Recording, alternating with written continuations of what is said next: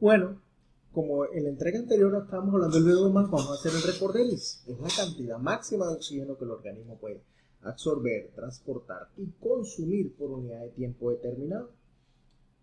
Vale decir entonces que ese volumen de oxígeno en la sangre que nuestro organismo puede transportar y metabolizar, que puede ser usado para generar energía por la vía oxidativa, en este caso ATP.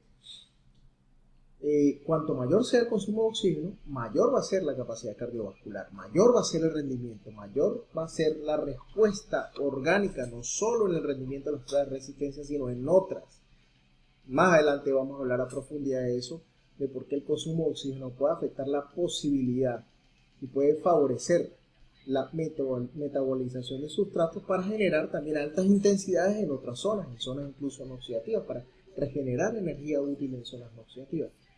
Vamos adelante con esto. Entonces tenemos que dentro de la evaluación del consumo de oxígeno hay pruebas de laboratorio en treadmill también. Aquí le presentamos un test denominado test de Lozada elaborado por su servidor para corredores y test de Lozada para no corredores. Este test consiste en un conjunto de etapas, esta es la etapa 15 que es bastante fuerte, pero un conjunto de etapas donde cada una va determinando el nivel que va alcanzando el sujeto, con la particularidad que es un test interválico, porque nos permite durante un periodo de 30 segundos, claro, para una persona que tenga ya la habilidad, la experticia, la experiencia en la toma de muestras de lactato, nos permite tomar muestras de ese metabolito en esas pausas de 30 segundos y genera una curva progresiva e incremental del rendimiento. Bueno, esta prueba consiste entonces en etapa de 2 minutos. Sin embargo, hay una etapa denominada etapa 0. En esta etapa 0, ¿qué es lo que hacemos? La etapa 0 es una etapa como de calentamiento, tiene una pausa de 60 segundos, inicia a 3 km por hora y que vendría siendo 0,83 metros por segundo. Es muy suave, de verdad que la intensidad es muy baja. Entonces le permite al sujeto trotar a una intensidad moderada, ¿sí? Para poder elevar un poco la frecuencia cardíaca. Después de esos 60 segundos se inicia con la primera etapa que dura 2 minutos cada una de las etapas a una velocidad de 4 km por hora, aproximadamente 1,1 metros por segundo. No hay inclinación en el treadmill. A partir de la segunda etapa ya la inclinación sube a 1% y se mantiene en 1% y los incrementos son de 2 km por hora cada 2 minutos con intervalos de 30 segundos. Para los no corredores, los incrementos que se utilizan son de 1 km por hora, no hay inclinación, las pausas siguen siendo de 30 segundos, los incrementos son, el tiempo por etapas de 2 minutos y el tiempo de la etapa inicial, o la etapa 0, la etapa de calentamiento, es igualmente de 4 minutos, se utiliza el mismo que para corredores. Vamos a ver acá un gráfico, ¿sí?, de la respuesta, cómo va incrementando de manera gradual tanto la frecuencia cardíaca, la respuesta a la frecuencia cardíaca, como la respuesta al consumo de oxígeno, ¿sí?, en este test incremental, pero interválico. Tiene esa particularidad. ¿Por qué? Porque nos da la oportunidad de tomar muestras de lactato por etapas, que de otra forma sería prácticamente imposible porque el sujeto se estaría moviendo y podrías tomar la muestra con facilidad. Tenemos acá otras pruebas que se utilizan para la estimación del consumo de oxígeno. Tenemos el protocolo de Bruce, muy conocido y tiene variaciones, Bruce modificado. Este es el Bruce clásico. Fíjense, las inclinaciones son bastante fuertes. Te da como una estimación de los VO2 de acuerdo a la velocidad alcanzada, la velocidad tanto en millas como en kilómetros por hora. La duración de las etapas es un poco más larga, este ciertamente también es fuerte. Y la estimación del consumo de oxígeno del tiempo alcanzado por 3,77 para hombres activos va a ser 19 y para hombres sedentarios se aplicaría la fórmula que está acá abajo. También se han hecho trabajos, sí, para la evaluación o el testeo de niños sanos, ¿sí?, saludables y adolescentes que han entrenado, que viven a moderada altitud. Sí, un test también bastante largo, como presentamos anteriormente, pero es largo porque las etapas son cortas, son etapas de las 10 minutos, es continuo, no tiene pausas, no tiene intervalos de pausa. Fíjense que las velocidades son incrementales cada cierto número de periodos, pero va incrementando es la elevación del grado, el porcentaje de inclinación del VO2 y da una predicción de los METs. ¿Okay? Otras pruebas de campo que se suelen utilizar, las más usadas, las más comunes, Caminar o correr 12 minutos por Cooper, ¿sí? La distancia alcanzada está asociada al VO2, hay una fórmula para ello, hay muchas fórmulas dependiendo de la población, además de la original de Cooper. Hay muchas fórmulas que se han devenido después por estudios posteriores. Caminar o correr 1000 metros, me parece una prueba muy fácil de hacer, básica, te da una información muy importante, tiene una relación muy alta con las velocidades aeróbicas máximas obtenidas mediante el analizador metabólico. Es una prueba muy chévere. Caminar o correr 1 milla, el test de la milla, este test de VMTT de Lugleger, también te da VO2 más y la velocidad aeróbica máxima, el test Kurnavet. Andersen, que ya lo mencionamos, el yo-yo test IR1 y el IR2, ¿ok? Para esfuerzos intermitentes, presenta unas intermitencias en estos test yo. Aquí tenemos el test 1000 metros que les mencionaba, que es un test que, bueno, presenta una utilidad altísima, es muy fácil de aplicar, es muy sencillo. Entonces tenemos, mira, VO2 máximo 625 menos el tiempo alcanzado en el test de 3000 metros entre 6,76. Vamos a suponer que el sujeto alcanzó 330 segundos. Esto quiere decir entonces que se alcanzaron 5 minutos 30 segundos en el test ejecutado. Por lo tanto, el VO2 más relativo está en 43,65 según la aplicación de la fórmula. El absoluto va a depender del peso del sujeto, es decir, entonces habría que multiplicar este valor por el peso que alcanza el sujeto. A continuación, entonces vemos el test de Kurnavet. El test de Kurnavet es un test máximo con carreras de ir y volver de 20 minutos para estimar el consumo de oxígeno. Tenemos acá la fórmula que se aplica es 5,82 por la velocidad menos 19,54. Entonces, un sujeto que alcance la etapa 12, en la etapa 12, vendría alcanzando un consumo de oxígeno alrededor de 50,82 mililitros por kilogramo por minuto.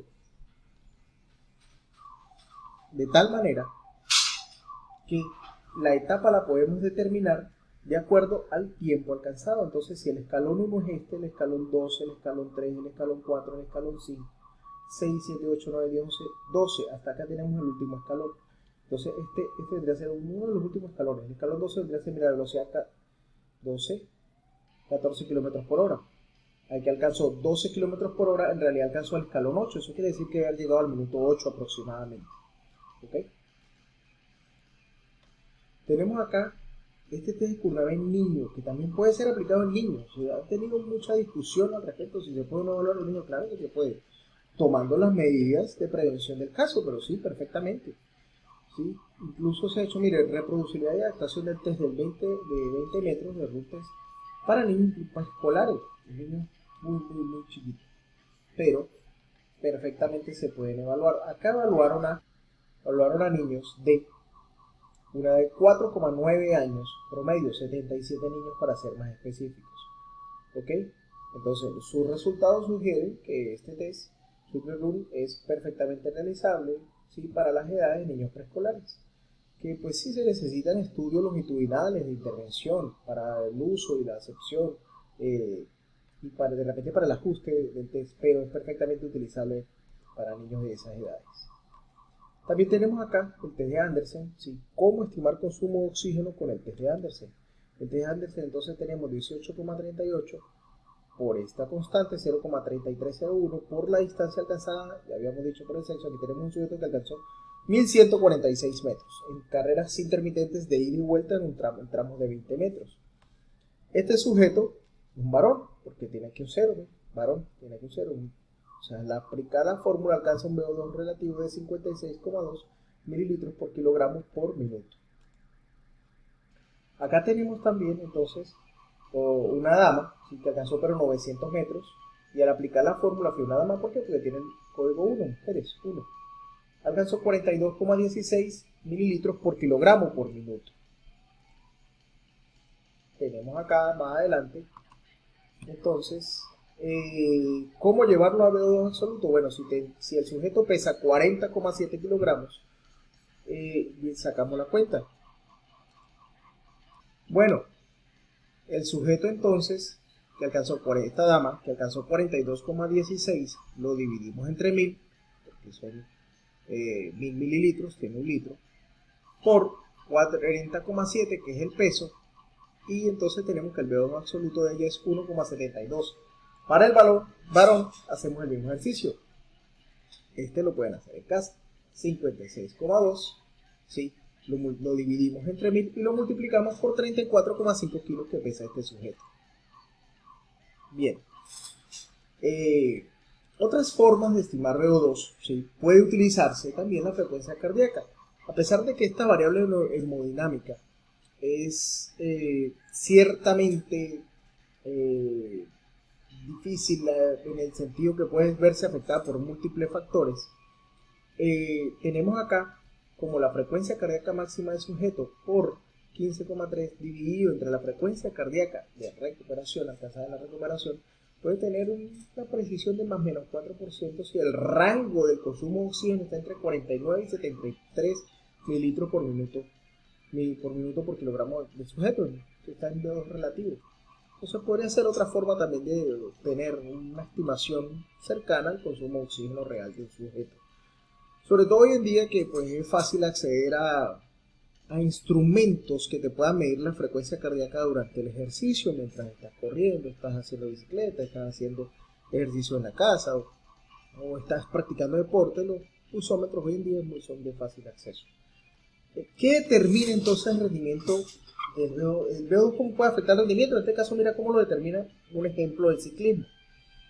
Entre 30 segundos y un minuto se dice que sería el nitro del motor, que es donde mejor puede acelerar, donde mejores aceleraciones se pueden presentar, ¿sí? Para ese VO2 fraccional. No se va a alcanzar el 100% del VO2, pero van a ser esas fracciones de 50, 60, 70% que te van a permitir acelerar. Por eso, en esta propuesta, el profesor Facundo más interesantemente le llama nitro.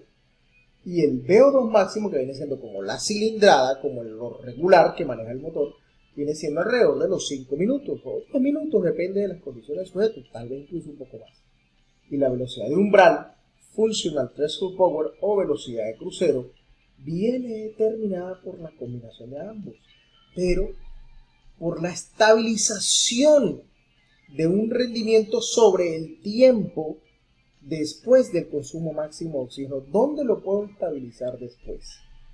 ¿A qué VO2 fraccional? Puede ser al 70, al 80, al 90, va a depender del sujeto, pero esa viene siendo la velocidad umbral del crucero. A mejor para un ciclista de ruta, para un competidor de endurance o ultra endurance, un ciclista de ruta de varias, que tenga que ir a varias etapas, que no sea solo corredor de contrarreloj, la velocidad umbral es fundamental. Sostener ese ritmo de consumo de oxígeno más allá del tiempo es importantísimo. Finalmente vamos a hablar como bonus un poquito de la serie roja, ¿sí? ¿Qué pasa con la serie roja? ¿Cómo se comportan las concentraciones de hemoglobina? Si hay menor hemoglobina y menor oferta de oxígeno en los tejidos, si hay menor hemoglobina se contribuye a una reducción de hasta 1% del consumo máximo de oxígeno. Por ejemplo, una reducción de 15,5 a 14 gramos por decilitro puede provocar una reducción del VO2 hasta en un 5%. También hay otros valores como la hemoglobina corpuscular media, que es el peso promedio de la hemoglobina por eritrocito, que forman parte del análisis que se debe realizar en la serie roja. Entonces tenemos, por ejemplo, que el valor promedio del hematocrito, 45% de mujeres, 41%, puede presentar unas variaciones entre 40 y 54, 37 y 47. Y va a depender muchas veces, de factores como la alimentación, el ambiente donde se está ejecutando el entrenamiento, el ambiente donde el sujeto se desenvuelve. En lugares de mayor altura, a menores niveles de presión, es normal encontrarse, por las condiciones atmosféricas, que los sujetos alcancen hemoglobinas y valores de hematocritos elevados, incluso de 45, 48, 50, sin necesidad de cuidar tanto la nutrición. Eso no quiere decir que ya no se puedan alcanzar, va a depender de los factores genéticos del sujeto, de la exposición que tenga a mejorar estas variables y de muchas veces de la alimentación que presente, de la calidad de la alimentación para poder subirlos. Entonces también tenemos finalmente otras variables que hay que considerar, la ferremia, la ferritina, que pueden darnos indicadores de cuando los niveles de hemoglobina detectados se encuentran por debajo de 12 y 13 en varones, se puede hablar de anemia deportiva. Finalmente la importancia que tienen el tamaño del volumen corpuscular medio, si son pequeños, grandes, a mayor tamaño, mejor porque tiene mejor uso de la hemoglobina, y también cuán pintados están. Eso es la hemoglobina corporal.